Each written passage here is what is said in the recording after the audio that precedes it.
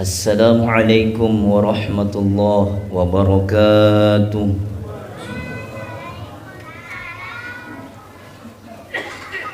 Allahu Akbar, Allahu Akbar.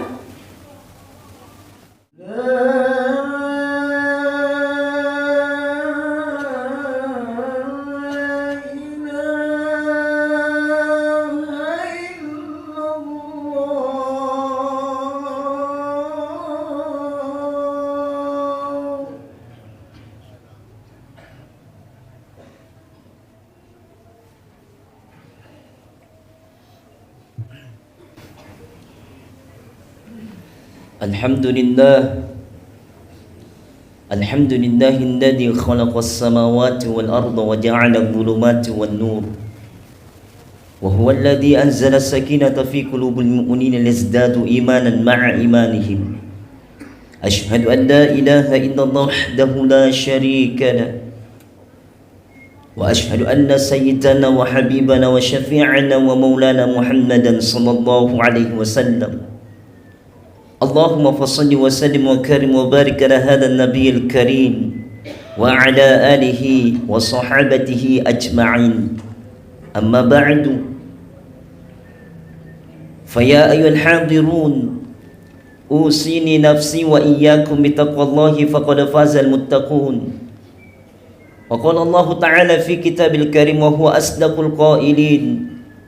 A'udzu billahi as-sami'il 'alim minasy syaithanir rajim. Bismillahirrahmanirrahim. Ya ayyuhalladzina amanu taqullaha wal tanzur nafsum ma qaddamat lighad wattaqullaha innallaha khabirum bima ta'malun. Shadaqallahul azim. Allahumma arhamna bil Qur'an. Kaum muslimin, jamaah Jumat yang insyaallah dirahmati dan dimuliakan oleh Allah Ta'ala, pada kesempatan Jumat kali ini, marilah kita senantiasa memanjatkan syukur kepada Allah Ta'ala sebagai bentuk keimanan kita kepada Allah Ta'ala.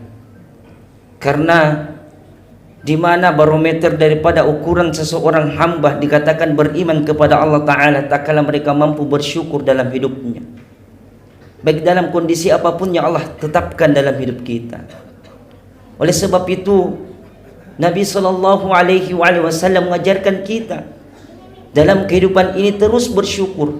Bahkan menjadi seorang hamba, tidak ada alasan kita untuk tetap tidak bersyukur kepada Allah Ta'ala. Maka tak kalah Rasulullah SAW dalam kehidupannya mendapatkan yang namanya nikmat kebahagiaan, nikmat kebaikan dalam hidupnya Rasulullah. Maka Rasul senantiasa bersyukur kepada Allah Ta'ala dengan ucapan Alhamdulillahilladzi bini'matihi tatimmus shalihat. Segala puji bagi Allah Ta'ala atas segala nikmat dan sempurnalah segala kebaikan yang berada di dalamnya. Ketika Rasulullah dalam hidupnya mendapatkan yang namanya ujian, bahkan musibah dalam hidupnya Rasul, maka Rasul terus bersyukur kepada Allah Ta'ala. Apa yang dilontarkan dari mulut daripada beliau, maka tak kalah Rasulullah mengucapkan Alhamdulillahi fi kulli hal. Segala puji bagi Allah Ta'ala atas segala sesuatu hal, di setiap kondisi. Dan inilah yang mesti kita ucapkan dalam setiap harinya. Tetap bersyukur kepada Allah Ta'ala, bersalawat kepada Rasulullah dengan ucapan Allahumma salli ala sayyidina Muhammad wa ala li sayyidina Muhammad. Ucapan salawat kita baik dalam keadaan kita solat maupun di luar daripada solat kita, sehingga mampu kelak mendapatkan, kita nanti mendapatkan syafaat Rasulullah sallallahu alaihi wasallam nanti di yaumil qiyamah. Bahkan salawat ini adalah salah satu ibadah yang Allah Ta'ala langsung mengerjakan sendiri. Kita disuruh untuk berseru dalam keadaan kita sholat, akan tetapi Allah Ta'ala tidak sholat. Kita disuruh untuk berpuasa, akan tetapi Allah Ta'ala tidak berpuasa. Kita disuruh untuk berhaji, akan tetapi Allah Ta'ala tidak berhaji. Ketika kita diseru untuk bersalawat, maka Allah Ta'ala yang duluan bersalawat beserta para malaikat. Innallaha wa malaikatahu yusalluna 'alan nabi. Ya ayyuhalladzina amanu sallu 'alaihi wa sallimu taslima. Inilah keagungan salawat yang mesti kita baca. Kenapa kita mesti bersalawat? Karena Allah Ta'ala sendiri yang bersalawat kepada Rasulullah. Sesungguhnya Allah, kata Allah Ta'ala, bahwa saya sendiri yang bersalawat beserta para malaikatku bersalawat. Maka wahai orang-orang yang beriman, bersalawatlah engkau kepada Nabimu, kepada Rasulullah Sallallahu Alaihi Wasallam, sekiranya engkau mendapatkan taslima, mendapatkan keselamatan. Ada yang nanya begini, berargumen seperti ini, bahwa kenapa kita mesti bersalawat dalam hidup ini, sedangkan yang kita ketahui Rasul itu telah selamat. Saya mengatakan bahwa salawat itu adalah doa kepada Rasulullah. Untuk apa kita doakan Rasulullah? Untuk selamatnya Rasulullah. Dia mengatakan kembali bahwa, oh jadi selama ini Rasulullah tidak selamat, kenapa mesti didoakan? Karena doa dalam keadaan bersolat berarti kita mendoakan Rasulullah. Saya berkata seperti ini, bahwa salawat yang kita baca kepada Rasulullah adalah keselamatan untuk Rasul. Sekiranya kita tidak membaca salawat, bahkan seluruh makhluk di muka bumi ini, manusia yang berada dalam semesta ini, di dunia ini, mereka tidak bersalawat kepada Rasulullah, maka Rasulullah tetap dalam keadaan selamat. Rasulullah dalam keadaan agung, dalam keadaan mulia. Allah Ta'ala menjamin Rasulullah itu dalam keadaan maksumnya, bersihnya Rasul. Maka ketika kita rajin bersalawat kepada Rasulullah, maka keselamatan itu akan diberikan pula kepada kita. Contoh dalam kehidupan kita sehari-hari, ketika kita memegang sebuah gelas kecil, lantas gelas kecil tersebut diisi dengan air. Ketika gelas kecil itu penuh dengan air, maka yang akan tumpah, yang duluan mendapatkan tumpah daripada air tersebut adalah tangan kita sendiri, badan kita sendiri. Artinya seperti itulah ketika kita bersalawat kepada Rasulullah. Semakin kita terus bersalawat kepada Rasulullah, maka limpahan keberkahan, limpahan ampunannya Allah Ta'ala kepada kita, lantas syafaatnya Rasulullah akan mengenai badan kita sendiri. Itulah sebabnya kenapa kita mesti bersalawat. Ada 4 keutamaan ketika kita bersalawat. Yang pertama, sallallahu alaihi wasallam, Rasulullah sallallahu alaihi wasallam, ketika kita dalam keadaan bersalawat, yang pertama adalah wasilah meraih keberkahan. Rasulullah sallallahu alaihi wasallam bersabda, "Man shalla alayya salatan wahidatan sallallahu alaihi wasallam 10 salawatin wa khuttat anhu 10 khati'atin wa rufi'at lahu 10 darajatin." Barang siapa yang bersalawat untukku sekali, kata Rasul, maka Allah akan memberkatinya dengan 10 doa dan akan dihapus 10 kesalahan darinya dan ditinggikan 10 derajat untuknya.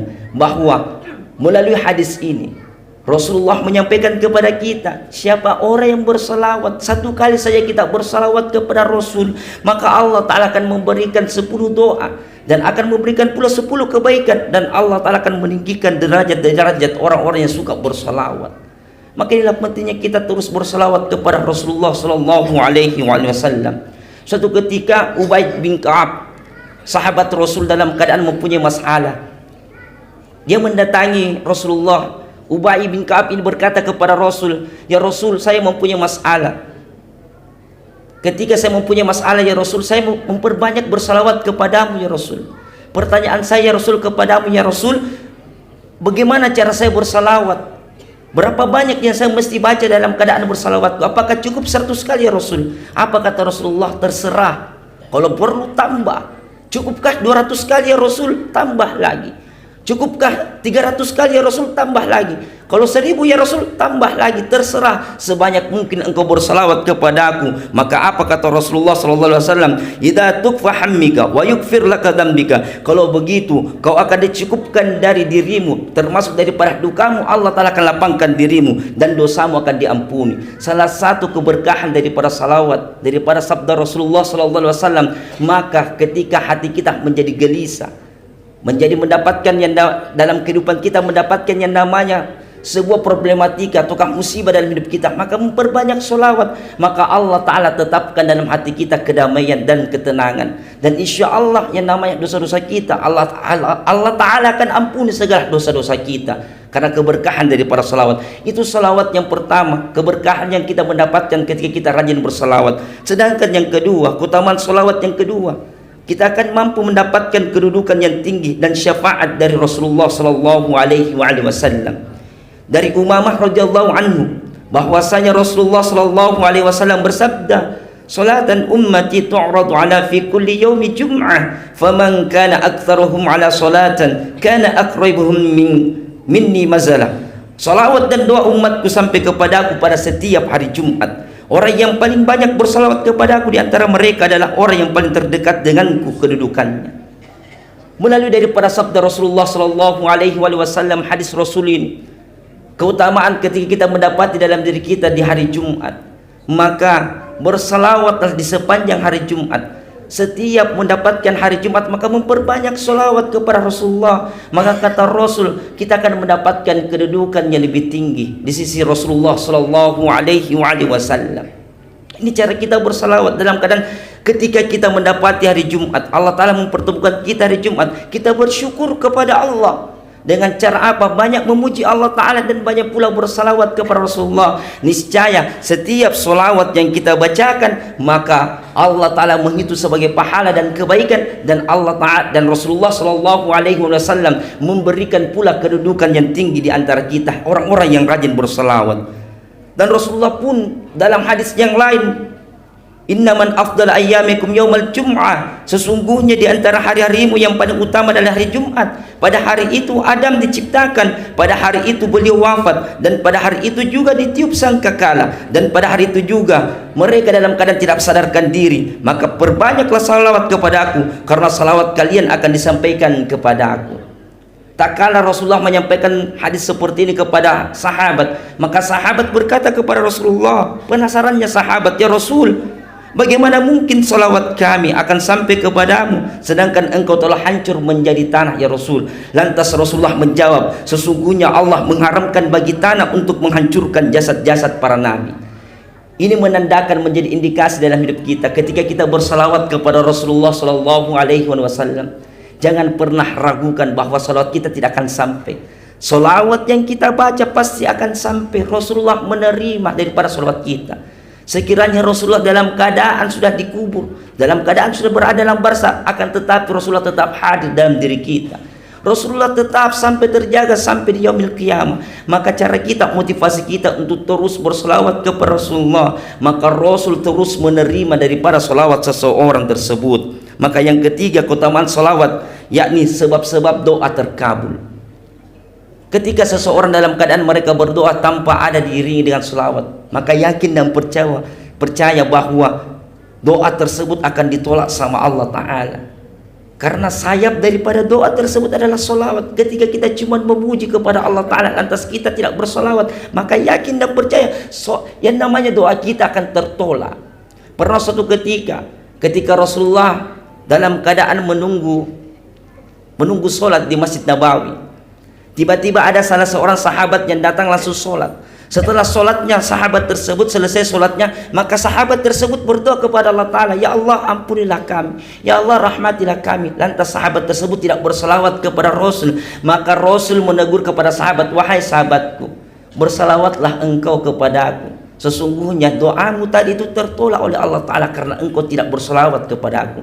Tidak lama kemudian datang seorang sahabat kembali. Datang seorang sahabat, sholat 2 rakaat lantas berdoa kembali kepada Allah Ta'ala. Setelah memuji Allah Ta'ala, lantas sahabat tersebut bersalawat kepada Rasulullah SAW dan menyebutkan segala hajat-hajatnya. Maka apa kata Rasulullah? "Sesungguhnya doamu dikabulkan oleh Allah Ta'ala." Inilah pertanda bahwa salawat juga menjadi cepatnya dikabulkan doa-doa kita. Jangan pernah heran terkadang kita salah dalam menanggapi sebuah doa. Terkadang kita berkata bahwa saya sudah banyak berdoa kepada Allah Ta'ala, kenapa tidak diterima sama Allah Ta'ala? Boleh jadi kita tidak menghadapkan diri kita kepada Allah Ta'ala dalam keadaan kita bersalawat kepada Rasulullah SAW. Maka ingat, ketika kita ingin berdoa kepada Allah Ta'ala, jangan pernah lupakan ketika kita memuji Allah Ta'ala, dan jangan pula kita lupakan yang namanya bersalawat kepada Rasulullah SAW. Karena adab-adab daripada doa ini terima, maka terus kita bersalawat dan memuji kepada Allah Ta'ala. Salawat yang ketiga, makna daripada selawat yang keempat yang biasa kita bacakan, untuk apa? Untuk menghindarkan rasa sifat bakhil, rasa sifat dengki, bahkan rasa sifat kita dalam keadaan mendapatkan kecelakaan. Maka Rasulullah sallallahu alaihi wasallam bersabda, "Innal bakhila man dzukirtu indahu falam yusalli alayya." Sesungguhnya orang yang bakhil adalah orang yang mendengar namaku disebutkan namun ia tidak berselawat kepadaku. Maka tak kalah seseorang dalam hidupnya mendengarkan nama Rasulullah sallallahu alaihi wasallam, diperdengarkan namanya lantas mereka tidak mengucapkan selawat, sesungguhnya mereka lah orang-orang yang begitu bakhil. Mereka lah orang-orang yang begitu pelit. Kita menggambarkan bahwa orang pelit itu orang yang tidak ingin mengeluarkannya namanya hartanya, tidak ingin berbagi, akan tetapi ada orang yang paling bakhil menurut Rasulullah. Ketika disebut namanya Rasulullah sallallahu alaihi wasallam, lantas dalam hatinya tidak pernah bersalawat kepada Rasulullah sallallahu alaihi wasallam. Jadi dari hadis Rasulullah bersabda, "Rogima anfu rajul dzukirtu indahu falam yusalli alayya." Sungguh celaka orang yang mendengarkan namaku disebutkan tapi ia tidak bersalawat kepadaku. Maka kecelakaan kepada seseorang tersebut ketika mendengarkan ucapan Rasulullah sallallahu alaihi wasallam diucapkan lantas mereka tidak berselawat, maka dia mendapatkan bakhil dan mendapatkan pula kecelakaan dalam hidupnya. Oleh sebab itu, maka memperbanyaklah selawat dalam diri kita. Apatah lagi dalam keadaan di hari Jumat ini kita mampu bersalawat kepada Rasulullah, insya Allah salawat yang kita baca maka mampu menghantarkan kita mendapatkan syafaat Rasulullah sallallahu alaihi wasallam nanti kelak di yaumil qiyamah. Barakallahu li wa lakum fil Qur'anil azim wa nafa'ani bima fi minal ayati wa dzikril hakim wa taqabbalallahu minni wa minkum tilawatahu innahu huwal ghafurur rahim.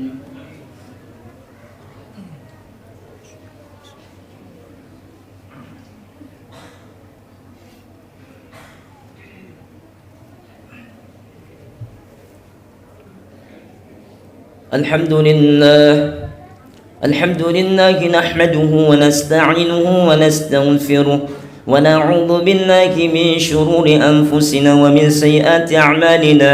من يضلل الله فلا مضل له ومن يضلل فلا هادي له. أشهد أن لا إله إلا الله وأشهد أن سيدنا وحبيبنا وشفيعنا ومولانا محمدا صلى الله عليه وسلم. اللهم صل على سيدنا محمد وعلى آل سيدنا محمد. فيا أيها المسلمون اتقوا الله حق تقاته ولا تموتن إلا وأنتم مسلمون. قال الله تعالى في كتاب الكريم وهو أصدق القائلين: يا أيها الذين آمنوا اتقوا الله حق تقاته ولا تموتن إلا وأنتم مسلمون. وقال أيضا: إن الله وملائكته يصلون على النبي يا أيها الذين آمنوا صلوا عليه وسلموا تسليما. اللهم صل على سيدنا محمد وعلى آل سيدنا محمد كما صليت على إبراهيم وعلى آل إبراهيم في العالمين إنك حميد مجيد. آمين الله. اللهم اغفر للمسلمين والمسلمات والمؤمنين والمؤمنات الأحياء منهم والأموات إنك سميع قريب مجيب الدعوات ويا قاضي الحاجات. اللهم اغفر لنا ولوالدينا وارحمهم كما ربونا صغارا. اللهم إنا نسألك سلامة في الدنيا والدين. اللهم إنا نسألك سلامة في الدين والدنيا والآخرة وعافية في الجسد وزيادة في العلم وبركة في الرزق وتوبة قبل الموت ورحمة عند الموت ومغفرة بعد الموت والنجاة من النار والعفو عند الحساب. اللهم إنا في سكرات الموت والنجاة من النار والعفو عند الحساب ربنا لا تزغ قلوبنا بعد إذ هديتنا وهب لنا من لدنك رحمة إنك أنت الوهاب ربنا آتنا في الدنيا حسنة وفي الآخرة حسنة وقنا عذاب النار سبحان رب العزة عما يصفون وسلام المرسلين والحمد لله رب العالمين عباد الله إن الله يأمر بالعدل وإيتاء ذي القربى وينهى عن الفحشاء والمنكر والبغي يعظكم لعلكم تذكرون ولذكر الله أكبر والله يعلم ما تصنعون أقيم الصلاة الله أكبر